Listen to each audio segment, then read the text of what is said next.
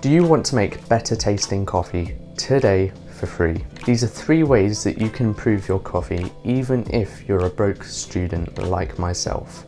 My first tip, and the most obvious as you should be doing this pretty regularly, is to keep your grinder squeaky clean, especially if you have a cheap grinder, as these tend to have higher retention, meaning that they hold old coffee grounds easier. If you have old grounds stuck in your grinder, it's going to end up in your freshly ground coffee. And this poses a couple of problems. First, you're extracting bad flavors and rancid oils from those grounds, which will cause your freshly ground coffee to taste off. And second, the stale grounds will cause unevenness in your extraction because they've lost all of their CO2.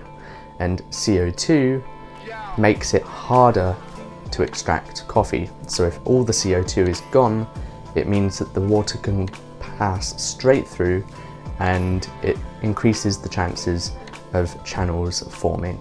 If you've ever left ground coffee sitting in your portafilter for a while and then tried to brew with it, you'll know exactly what I'm talking about.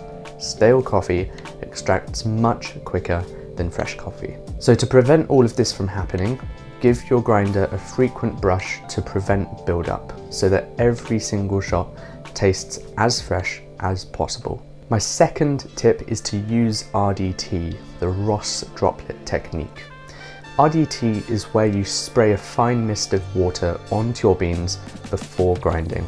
And what this aims to do is to reduce ground retention in the grinder and improve extraction through reducing static electricity in the grounds. As coffee beans are ground up, they experience friction forces from the burrs. This creates a static charge in the grounds and makes the grounds want to stick to everything and clump up.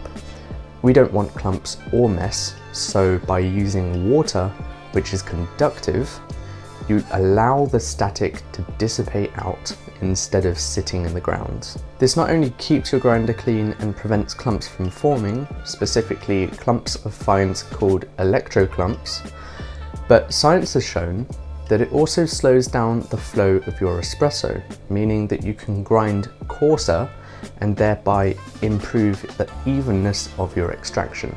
So how do you do it? All you need is a spray bottle with a good atomizer. You want a fine, widespread mist to evenly spray the beans, and regular filtered tap water. Once you've weighed out your dose, you spray the beans a couple of times and give them a good shake to distribute the water. Then from there you can just throw your beans into the grinder and grind away. Or maybe don't throw your beans in, because the third tip to improve your coffee is to slow feed your beans. Slow feeding is pretty self-explanatory. Instead of throwing the beans in and calling it a day, you slowly feed your beans in a few at a time, and while this may seem tedious, there is good reasoning behind it. As your beans funnel from the hopper into the burr chamber, they experience a sort of traffic jam. The weight of the beans on top forces those on the bottom through the burrs, causing them to be crushed up more than sliced up. And the limited space causes the beans and grounds to get stuck between the burrs, grinding them down finer and finer, causing inconsistent grind size. So by feeding your beans in, you can bypass this problem almost completely and improve your grind consistency.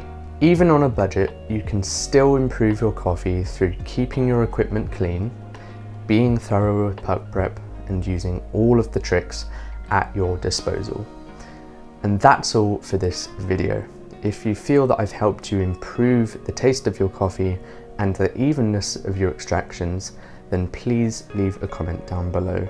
And if you liked this video and want to see similar content in the future, subscribe, turn on notifications, give this video a thumbs up, and I will see you again in the next one.